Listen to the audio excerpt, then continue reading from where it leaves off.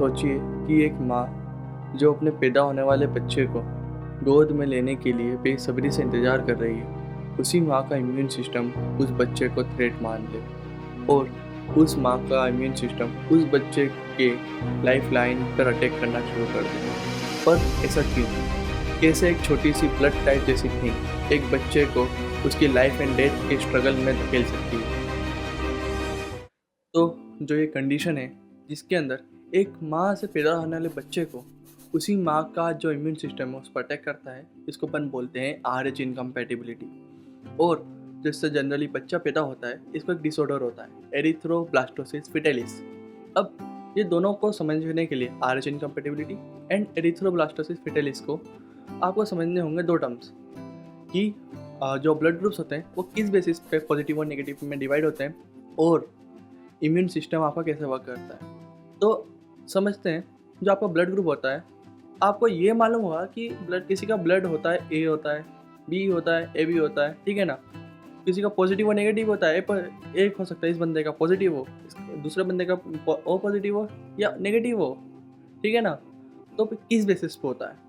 तो जो आपका ब्लड होता है means RBC red blood cells जो आपकी बॉडी में ब्लड ऑक्सीजन कैरी करती हैं, ठीक है, उनकी जो सरफेस पे है उसके ऊपर प्रेजेंट रहते हैं एंटीजन। एंटीजन मीन्स क्या है? इसके अंदर जो RBC पे प्रेजेंट है इनके लिए जो एंटीजन है वो क्या होते हैं? बेसिकली शुगर एंड प्रोटीन के एक कॉम्प्लेक्स होते हैं, वो प्रेजेंट होते हैं इनके ऊपर, ठीक है ना। उनके ऊपर एंटीजन बोल रहे हैं इनके ऊपर, ठीक है। और इसका एक और मीनिंग है, वो मैं आपको आपका इम्यूनिटी कैसे वर्क करती है वो मैं आपको उसमें बताऊँगा, ठीक है ना। तो जो इसके ऊपर प्रेजेंट है, इसके अंदर क्या प्रेजेंट है? RH एंटीजन, ठीक है। अगर ये आपकी बॉडी में प्रेजेंट है, अगर RH एंटीजन यानी आपकी RBC के सरफेस पे प्रेजेंट है RH एंटीजन, तो आपका ब्लड ग्रुप कैसा है? पॉजिटिव है। अगर नहीं है तो आपका नेगेटिव है। और ये आप इनहेरिट करते हैं, मतलब कि आप इसको चेंज नहीं कर सकते हैं, ठीक है। और अब बात करते हैं आपका इम्यून सिस्टम की, ठीक है। अब समझते हैं इम्यून सिस्टम को। इम्यून सिस्टम में बेसिकली दो चीज़ होती है, ठीक है ना। एक होता है एंटीजन और दूसरी होती है अपनी एंटीबॉडीज़। एंटीजन मतलब कि एक ऐसे कंपाउंड जो आपकी बॉडी को नुकसान पहुंचा सकते हैं। और अगर जो RBCs पे भी एंटीजन हैं जो वो शुगर एंड प्रोटीन्स होते हैं वैसे तो, बट अगर ये आपकी बॉडी में नहीं है और ये कहीं बाहर से आ रहे हैं, मान लीजिए आपका एक ब्लड ग्रुप है, कौन सा है, अगर नेगेटिव है और आपके पास आ गया है पॉजिटिव एंटीजन, तो आपके पास ये पहले से था नहीं, तो अब ये इसको मानेगा क्या? फॉरेन कंपाउंड मानेगा और हो सकता है आपकी बॉडी को नुकसान पहुंचाएगा। तो इसके लिए क्या बनाएगा? ये एंटीबॉडीज़ जो आपकी बॉडी में डिफेंस का काम करेगी और इस पर अटैक करना शुरू करेगी, ठीक है। अब ऐसे मैं वापस से उस पहले पे ही टॉपिक पे आता हूँ। जो एंटीजन जो बाहर से आते हैं उनको एग्जाम्पल के तौर पर हम ले लेते हैं बैक्टीरिया, माइक्रो ऑर्गेनिज्म, फंगी हो सकते हैं, वायरस हो सकते हैं, ठीक है। इन सबको अपन मेनली अपन बोलते हैं एंटीजेंस, जो आपकी बॉडी में आके नुकसान पहुँचाएंगे। हो सकता है बीमार कर दे, बुखार ला दे या और भी कुछ, ठीक है। तो इसके खिलाफ आपका इम्यून सिस्टम क्या करता है? एंटीबॉडीज़ बनाता है। अब ये कैसे बनाता है? पहले ये समझता है क्या ये एक्चुअल में आपको क्या नुकसान पहुंचा सकता है, क्या आप पे ये अटैक कर रही है, क्या आपके लिए बॉडी के लिए सूटेबल है। तो पहले समझेगी, फिर ये धीरे धीरे इसके लिए बनाना शुरू करेगी, इस पर अटैक करेगी और इसके लिए एक मेमोरी बना लेगी कि अगर ये बाई चांस ये फिर से आया ये मेरी बॉडी में, ये बैक्टीरिया मेरी बॉडी में फिर से आ गया गलती से, तो ये उसके ऊपर डायरेक्ट अटैक करना शुरू करेगी बिना सोचे विचार के, ठीक है। अब समझते हैं RH इनकम्पैटिबिलिटी क्या होता है, ठीक है ना। इसको ही समझना चाह रहे हैं ना बेसिकली कि हो क्यों रहा है ये सीरियस कंडीशन। तो मान लीजिए हो सकता है कि जो वुमन का ब्लड है वो हो सकता है A नेगेटिव हो और जो मेल का हो वो O नेगेटिव हो। ये मेनली ऐसे में ही देखने को मिलता है। और जो मेन प्रॉब्लम मिलती है वो अपन को सेकेंड प्रेगनेंसी में देखने को मिलती है इससे। और वो कैसे समझते हैं? जो पहली प्रेगनेंसी में होता है वो जनरली ऐसे में देखने को नहीं मिलता, बट हो सकता है देखने को मिले, ठीक है। जो आगे की मैं कंडीशन बताऊंगा, ओके। तो अगर जो आपका जो बेबी होता है, बच्चा पैदा होने वाला होता है माँ से, वो अब माँ से कनेक्ट किससे होता है? प्लेसेंटा से, ठीक है ना। उसकी वॉर्म से कनेक्ट रहता है, बच्चा लेता है क्या बोलते हैं न्यूट्रिशंस, ऑक्सीजन लेता है माँ से और अपना जो वेस्ट प्रोडक्ट है वो माँ की बॉडी में निकाल देता है कि वो माँ अपने एक्सक्रीटरी सिस्टम से उनको डिस्कार्ड कर देगी, ठीक है, ओके। अब जब बच्चा डिलीवर हो रहा होता है इस टाइम पे, और और हाँ, मैं एक कंडीशन बताना भूल गया कि इसके अंदर हो बच्चा पॉजिटिव होगा ब्लड। अब बच्चे का जो ब्लड पॉजिटिव है, ये अपने पापा से इनहेरिट करता है ये ब्लड को। ओके। जब ये बच्चा डिलीवर हो रहा होगा ये ब्लड पॉजिटिव वाला, तो हो सकता है जो ये प्लेसेंटा के थ्रू ये कुछ ब्लड अपना अब उसकी माँ के अंदर डाल दे। ठीक है। और डिटेचमेंट होने के टाइम पे, यानी प्लेसेंटा जब डिटेच हो रहा होता है डिलीवरी के टाइम पे, ठीक है, तो उसके अंदर डाल दे। अब ये अगर आ गया है माँ की बॉडी में, अब माँ के पास तो एंटीजन था नहीं है, ये बैक्टीरिया की कहानी मान लीजिए इसको, ठीक है ना, कि था नहीं, इस पर अटैक करना शुरू करेगी आपकी इम्यून सिस्टम, उसके लिए एंटीबॉडीज बनाएगी, एक मेमोरी बनाएगी कि अगली बार तो डायरेक्ट अटैक करूँगी। अब आपके दिमाग में क्वेश्चन बनना चाहिए, क्यों ये अपन को दूसरे में ही मिल रहा है, क्यों ये पहले में नहीं मिल रहा है? ब्लड तो यानी हो रहा होगा ना कि प्लेसेंटा से आर पार हो रहा होगा, बच्चे को खून की जरूरत वो रिक्वायरमेंट है, तो उसके थ्रू जा रहा होगा ब्लड प्लेसेंटा के थ्रू, है ना। तो हो सकता है कि बच्चा बना ले एंटीबॉडीज, हो सकता है माँ बना ले एंटीबॉडीज, तो इसको आप समझते हैं, ठीक है। जो आप प्लेसेंटा को मानिए एक छन्नी की तरह, चाय छान रहे हैं जनरली, ठीक है। अब चाय की पत्ती ऊपर ही रह जाती है चाय में, जब आप छान रहे होंगे छन्नी से, ठीक है, वो नहीं छनेगी उससे, बट चाय तो निकल रही है ना। अब ऐसे ही मान लीजिए एंटीजेंस और आरबीसीज का आपकी उसकी कि वो नहीं निकल पा रही है इस छन्नी से, यानी प्लेसेंटा से नहीं जाएगी उसके अंदर वो, ठीक है ना, बच्चे की बॉडी में, तो यानी कि कुछ डैमेज नहीं पहुंचाएगी इसको। अब जब दूसरी प्रेगनेंसी होती है, तब जो प्लेसेंटा के थ्रू होता है, जो माँ के थ्रू जो हो रही है, जो एंटीबॉडीज अब बन चुकी है क्योंकि, ठीक है ना, अब वो सेकेंड प्रेगनेंसी के दौरान में एंट्री ले लेती है बच्चे में। अब एंटीबॉडीज़ ऐसा आप समझिए कि वो चाय की तरह है, और बाकी जो एंटीजन थे वो छन्नी की तरह है, वो चाय के थ्रू निकल गई है। मान लीजिए अब पानी है वो चाय में, वो एंटीबॉडीज़ पानी की ही तरह निकल गई है। अब इसको चाय ही मत समझ लेना, ये बॉडी फ्लूइड्स की बात कर रहा हूँ मैं, इसके अंदर जो बच्चों को न्यूट्रिशन चाहिए उसकी मैं बात कर रहा हूँ, ठीक है ना।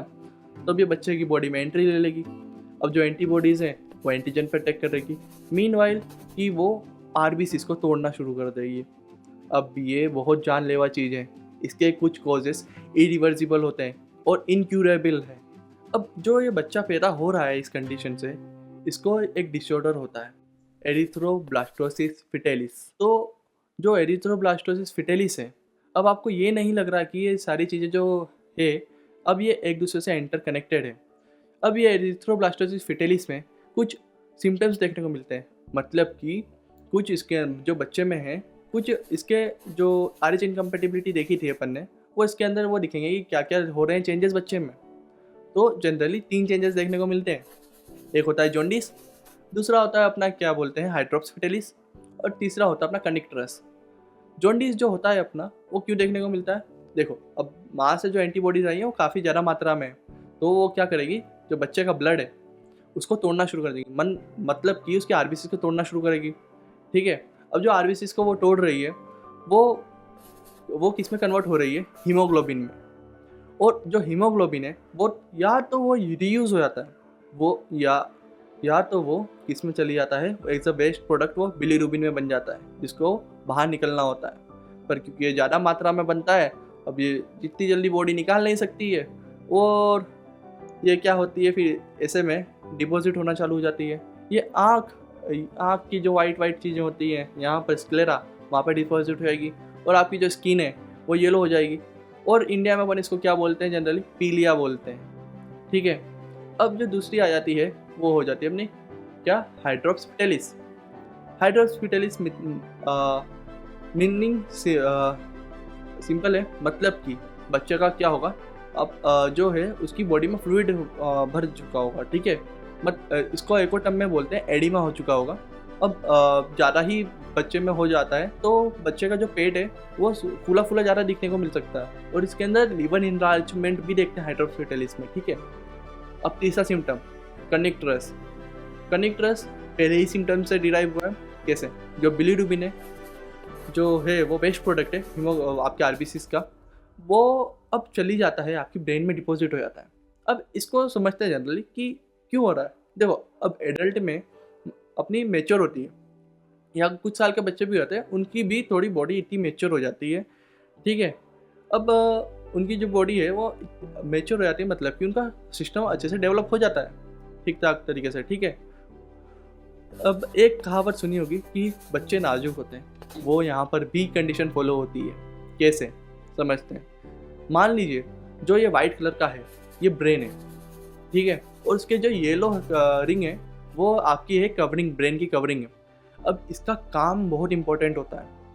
ये क्या करती है कि क्या क्या बाहर से चीज़ें अंदर आ सकती है।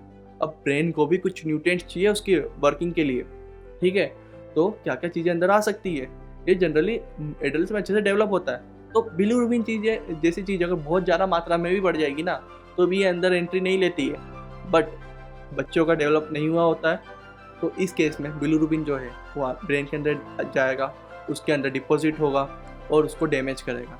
और जो ये है वो जो हो रहा है इससे वो इरिवर्सिबल होता है, यानी डॉक्टर्स भी इसको सही नहीं कर पाते हैं और इससे मेंटल रिटार्डेशन तक के कोज दिखते हैं बच्चे में। और तो अब इस एरिथ्रोब्लास्टोसिस की मैं आपको एक इंटरेस्टिंग चीज़ बताऊं कि इसका ये नाम कैसे पड़ा। तो जो आरबीसी जब डेवलप होती है स्टेम सेल से अपनी एक मेच्योर फॉर्म में, जब वो ऑक्सीजन कैरी करने के लिए योग्य हो जाती है, उससे पहले एक स्टेज बनती है, यानी स्टेम सेल से ये और ये आरबीसीज बन रही हैं जिससे। तो बीच में कुछ फॉर्म तो हुआ है ना, जैसे आप बच्चे, आप माँ की कोख से अभी तक इतने बड़े हो चुके हैं, तो इसके अंदर आप धीरे धीरे ही बड़े हुए हैं ना। तो अब इसके बीच में एक स्टेज आती है बच्चे ये आरबीसीज की, जिसको बोलते हैं अपन एरिथ्रोब्लास्ट्स। अब क्योंकि आपकी बॉडी में आरबीसीज बहुत ज़्यादा टूटी होती है, आपकी मतलब कि बच्चे की, ठीक है, कि बच्चे की बॉडी में बहुत ज़्यादा आरबीसीज टूट रही होती हैं। अब एक टाइम लगता है आरबीसीज को बनने के लिए स्टेम सेल से, ठीक है। तो अब बॉडी को तो बहुत ज़्यादा रिक्वायरमेंट है, ज़्यादा आरबीसीज टूट रही है बट उससे ज़्यादा, ठीक है, मतलब कि आरबीसीज तो बहुत टूट रही है। अब जितनी में बॉडी बना नहीं पा रही है, तो वो क्या करेगी, वो अर्ली स्टेजेस में ही उसको रिलीज करना चालू कर देगी आरबीसीज को, मतलब कि इमेच्योर फॉर्म में ही डालना शुरू कर देगी इसको बॉडी में, ठीक है, जिसको एरिथ्रोब्लास्ट बोलते हैं। क्योंकि अब जो एरिथ्रोब्लास्ट्स हैं उनकी क्वांटिटी बहुत ज़्यादा बढ़ रही होगी, और ये अपन को क्या बोलते हैं लैब डायग्नोसिस में भी देखने को मिल सकता है, ठीक है। तो इसलिए इसको एरिथ्रोब्लास्टोसिस फिटेलिस भी बोलते हैं, ठीक है ना, क्योंकि फीटल स्टेज है, बच्चा भी पैदा नहीं हुआ है और उसके अंदर देखने को मिल रही है एरिथ्रोब्लास्ट की क्वांटिटी बहुत ज़्यादा देखने को मिल रही है, और यूजुअली देखने को मिलती ही नहीं है ब्लड्स में, ठीक है। और अब मानते हैं इसका, अब बच्चा तो पैदा हो गया है, मान लीजिए एरिथ्रोब्लास्ट है किसी बच्चे को, तो कैसे कुछ ट्रीटमेंट है, तो ट्रीटमेंट की बात करते हैं। तो ऐसे बच्चे को ट्रीटमेंट क्या दिया जाएगा? तो अब क्योंकि इनके पास बहुत सारी एंटीबॉडीज है, माँ से आई है, उनका ब्लड तो टूट रहा है कंटिन्यूसली, ठीक है, तो इनको क्या किया जाता है कि इनका जो ब्लड है पॉजिटिव वाला बच्चे का, वो निकाल दिया जाता है और इनको दिया जाता है एक नेगेटिव ब्लड इनका ही, ठीक है। मान लीजिए इनका बी पॉजिटिव था, तो इनको अब दे देंगे कैसा, बी नेगेटिव ब्लड दे देंगे, चढ़ा देंगे इनकी बॉडी में, ठीक है। अब ये सोच रहे होंगे कि अब जो बच्चे का तो ब्लड पॉजिटिव था, ठीक है, और यहाँ से आ रहा नेगेटिव आ रहा है, तो एंटीबॉडीज़ तो बनना चाहिए, ठीक है। तो देखो ट्रीटमेंट पूरा सुनो क्या हो रहा है ना। देखो पहले ये हो रहा है कि जो है माँ की एंटीबॉडीज़ है उनको निकालना है जनरली, ठीक है ना, कि वो असर नहीं दिखा है। तो जो ये है, जो बच्चे के अंदर जो खून दिया गया है इसको नेगेटिव का, इस दौरान में क्या होता है, जो माँ की एंटीबॉडीज़ है वो ख़त्म हो जाती है, इनके ऊपर असर नहीं दिखाएगी, ठीक है। अब जो बच्चे का पॉजिटिव ब्लड है वो वापस से रिप्लेस कर लेता है तकरीबन 6 महीने के अंतराल में। अब बच्चे के लिए एंटीबॉडीज़ क्यों नहीं बनती है इसमें? देखो इनके ऊपर पहली बात तो एंटीजन प्रेजेंट है नहीं, और बच्चे के पास एंटीजन है, तो वो इसके लिए कोई सी एंटीबॉडीज़ नहीं बनाएगी, कि यानी उसके पास तो प्रेजेंट है नहीं, तो उसके लिए भी वो क्यों बनाएगी पहली बात तो एंटीबॉडीज़, ठीक है। यानी कि आप एक सिंपल वर्ड समझिए कि अगर एक ऐसा आपका ब्लड है, आपको खून की ज़रूरत है, आप पॉजिटिव ब्लड वाले हैं, आप किसी नेगेटिव वाले से ले सकते हैं, आपके जैसे ही वाला, ज़्यादा अंदर नहीं जाऊँगा कि आप किस किस का ले सकते हैं, आप ये बाकी के यूट्यूब चैनल्स पर सर्च कर सकते हैं इसको, ठीक है। ओके, तो अब मान लेते हैं कि अब इससे बचा कैसे जाएगा, तो इसके लिए भी कुछ प्रिवेंशंस होते हैं। जना क्या होगा, यानी जो अपने यहाँ पे शादी आदि भी होती, वो भी ब्लड टाइप के बेसिस पे ही होती ना फिर जन्ना, तो कैसे बचते हैं? तो देखो मैंने एक टर्म यूज़ करी थी, अगर शायद हो बच्चा वो पॉजिटिव हो और उसका अगर शायद ही खून जाए माँ में, तब देखने को मिलता है, यानी ऐसा नहीं कि बच्चा पॉजिटिव हुआ है और माँ नेगेटिव है तो होगा ही होगा ये कंडीशन, तो ऐसा नहीं होता है। यानी खून इंट्रोड्यूस हुआ है तो ही देखने को मिलेगी ये कंडीशन, ठीक है। तो इसका प्रिवेंशन क्या होता है, जैसे कि जो माँ है जो उसकी पहली प्रेगनेंसी में ही होता है, वो उसके अंदर पहले से ही रेडीमेड एंटीबॉडी से इंट्रोड्यूस कर देते हैं, मतलब कि इंजेक्शन के द्वारा डाल देते हैं। अब मान लीजिए बच्चा पॉजिटिव है, माँ नेगेटिव है और बच्चे का खून आ गया, तो जो रेडीमेड एंटीबॉडीज़ हैं वो इन एंटीजेंस पे अटैक करना शुरू कर देगी, ठीक है, इनको डिस्ट्रॉय कर देगी। अब इसके अंदर उस माँ का इम्यून सिस्टम जो है वो असर नहीं दिखाया, मतलब कि उसने इसको पहचाना नहीं, इसके लिए मेमोरी नहीं बनाई, इसके ऊपर अटैक नहीं किया, ठीक है ना। तो इसने कुछ उसके लिए एंटीबॉडीज अभी तक डेवलप नहीं करी है, उसको अभी तक शत्रु नहीं माना अभी तक उसने अपना, ठीक है। तो ऐसे में सेफ रहते हैं, ठीक है। अब दूसरी कंडीशन अपन ये समझते हैं, मान लीजिए कि एक माँ को बच्चा हो रहा है, वो एरिथ्रोब्लास्टोफिटोलिस में है, उसका डिसऑर्डर है उस बच्चे को, ठीक है। तो इसको पहले से ही पता लगा के क्या अपन ट्रीटमेंट नहीं दे सकते? तो हाँ, ज़रूर दे सकते हैं। तो अगर बच्चा है, कोख में है, तो उसको कैसे दे सकते हैं ट्रीटमेंट? जो पहचान सकते हैं कि उसका है ये, अल्ट्रासाउंड से चेक कर सकते हैं, देख सकते हैं कि उसको हाइड्रोप्स फिटेलिस तो नहीं है, कि उसका बच्चे का पेट फूला हुआ तो नहीं है, या कुछ और कंडीशन से पता लगाया जा सकता है, ठीक है ना।